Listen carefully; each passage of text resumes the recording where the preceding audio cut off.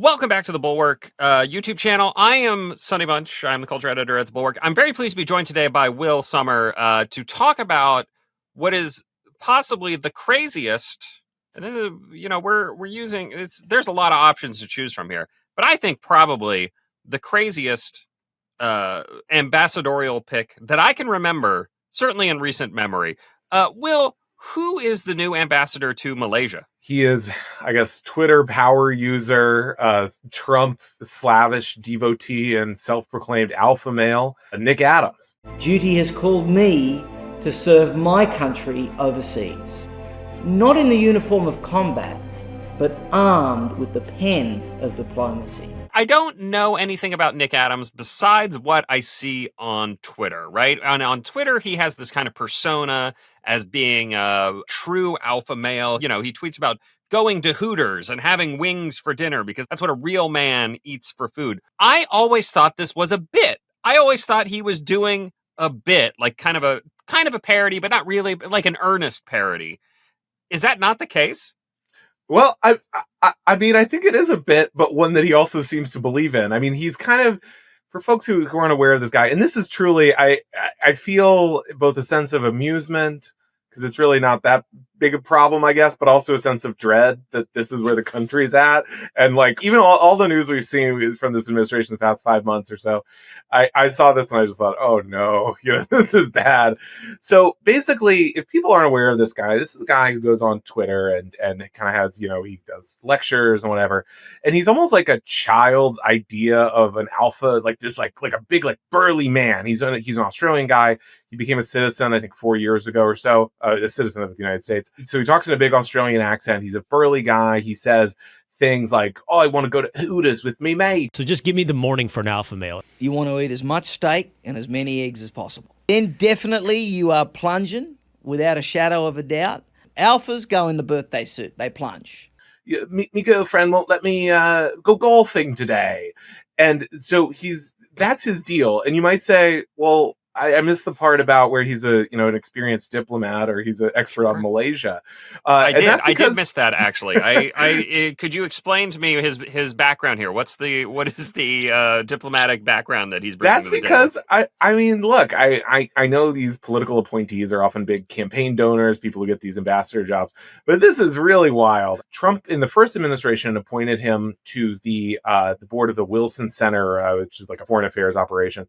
And so I guess he has like some claim to foreign policy credibility there. And there's a Washington Post profile of him last year that said he took that apparently relatively seriously. But this is a truly bizarre character. He's kind of like a less malignant Andrew Tate in terms of his talk about like being a man, stuff like that. If you imagine, I mean, that's who Trump now has made the ambassador. That's an interesting way of phrasing it, like a less malignant Andrew Tate, because again, I always thought that this was kind of people have characters on Twitter, and sometimes they're just exaggerations of things they actually believe, sometimes they're full put-ons. I always thought this was closer to the full put-on range of the spectrum, but I guess not. It does also raise a very troubling truth about our time, which is that, we used to say the internet is not real life. We used to say the internet is not the real world. And that is just not the case anymore. Yeah, that's exactly. I mean, this is a guy who has posted his way into being an ambassador. I mean, he has this devotion to Trump. He would say Trump is the ultimate alpha male. Donald Trump is an alpha lion. And through that, he has sort of worked his way in. I mean, can I just get into his backstory here? I mean, this is a guy. Please. He's a very, kind of a very Trumpian figure. And again, comparing him to Trump or to Andrew Tate is like a little unfair to Nick Adams because he doesn't seem quite as evil. Perhaps I shouldn't say evil, but like quite as nasty of a fellow. And but he does. I mean, he speaks very unpleasantly about women, I would say, but in a bit more of a jokey tone. But his origin story is that he was in his early 20s when he became a deputy mayor of a town in Australia, and he did these very kind of Trumpian publicity, kind of like 80s Trump things where. So the avian flu was going around, and he said, we've got to kill every pigeon in town. And then he had a press conference, and there were no pigeons around. So he said, oh my gosh, I got to run into this bird feed store. And he poured out all the bird feed around the press conference before it started. So then the pigeons were everywhere, and people were like, well, maybe we do have a pigeon problem. They're really all over the place. And so ultimately, his pursuit of sort of MAGA stardom in the United States appears to have cost him whatever political career he had in Australia. But, you know, he seems to be doing well for himself. Obviously he is. He's now going to be the ambassador. I mean, it truly is a guy who just posted relentlessly, and now he's here. Let that be a lesson to everyone out there. Never give up on your dreams. Always keep posting. And eventually it'll pay off. Look, Malaysia is not obviously the most important strategic alliance with the United States. It's not a small country, but it's not enormous either. What should we expect from whatever the Malaysian Court of St. James is? I don't even know what I don't know what you call it. What should we expect in the diplomatic realm with Malaysia going forward here? Well, you know, it's funny you mentioned that he seems to be playing a character or what have you, because he put out this video. People became aware of this because he put out a video today that looks very stately and saying, you know, citizenship calls people to different roles, and I have been called to foreign service, and now I'm off to Malaysia. You know, I think a lot of people thought it was a joke, but then the White House, you know, put out a statement saying it was real. So one wonders, how much does Trump think, because this guy is Australian, that, you know, Malaysia is relatively close to Australia, so we should send him over there. I mean, I will say the current ambassador is like an actual diplomat. It's a guy, like a longtime foreign service staffer who speaks many languages, stuff like this. So it's an interesting thing. I mean, one wonders as well how the Malaysians will take him. You know, in a way, it would be sort of like if we sent like Johnny Bravo to your country. You know, he's always like, you know, I mean, he's very similar to that. Sure. Sending Johnny Bravo overseas as a diplomatic mission that should be a series. You're pitching something great here. I guess my final question, and maybe you don't know this because you're not an expert on Malaysian cuisine or the restaurant scene there.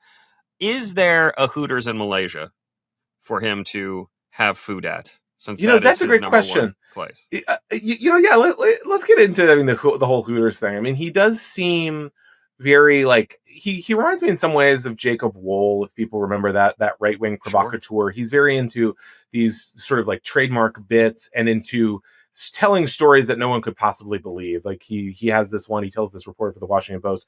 He says something along the lines of like, busty, highly educated Latinas. And then we went to the gym and I busted out a new personal record on the bench. Everyone was cheering all this stuff. And then when the report, and, you know, the Latinas were cheering me on. And then the reporter says, well, like, could I contact them? What are the names? He says, oh, I can't expose them to the fake news, all this stuff. He's also someone who I think enjoys baiting people, and you know, as much of his engagement, I think perhaps most of it came from people just, you know, oh, I hate this guy, this idiot, you know, he doesn't get it.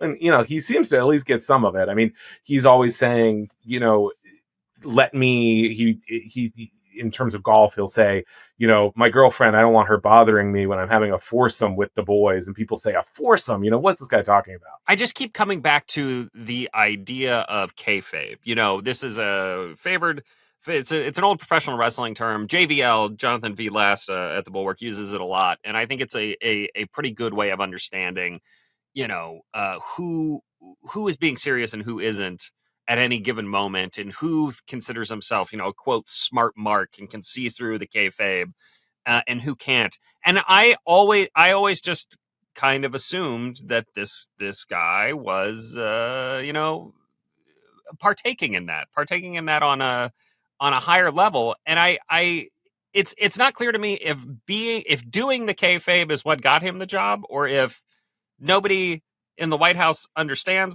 I can't fathom it. I can't fathom it, Will. This has broken me. This has broken me in a way that even Mecha Hitler couldn't. It's a lot to take in. Do you mind if I saved a couple things I wanted to discuss here? Please. Because this guy, he puts out so much content. You know, he wrote a book called Alpha Kings that explains some amount of his wealth, I guess. He does a lot of these double entendres. So he says, you know, things like going to the butcher and he'll say, I love watching Mario handle my meat. And, you know, but people, for what it's worth, he resonates with a certain audience. It seems like a lot of MAGA guys appear to take him as a sort of like a mascot, or like kind of this, again, like a cartoon character. Yeah. Well, we live in cartoonish times, so that makes sense. So best of luck, Malaysia. Don't, maybe you guys can take him for a while. Yeah. Will, thanks for explaining the Nick Adams situation to us. Make sure you go sign up at thebulwark.com for Will's newsletter, False Flag. It's great. He goes into all sorts of stuff like this on a regular basis. Hit that like button, subscribe. And so you want to get all these videos. You can't understand what's happening in Washington, D.C. if you're not keeping track of the online right. Because once again, the internet has crept up on real life in a way that should make all of us very sad. Yeah, well, I'm going to get back to posting. I'm hopeful. I've got my eye on an embassy, the tropical locale. Excellent. Good luck.